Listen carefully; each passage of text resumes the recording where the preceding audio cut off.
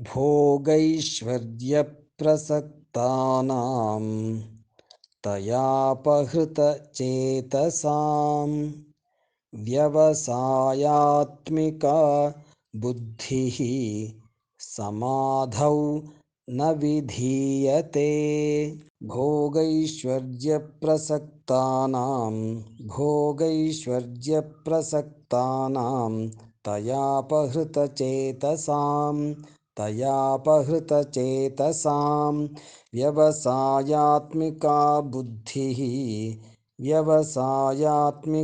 बुद्धिः समाधौ न विधीयते।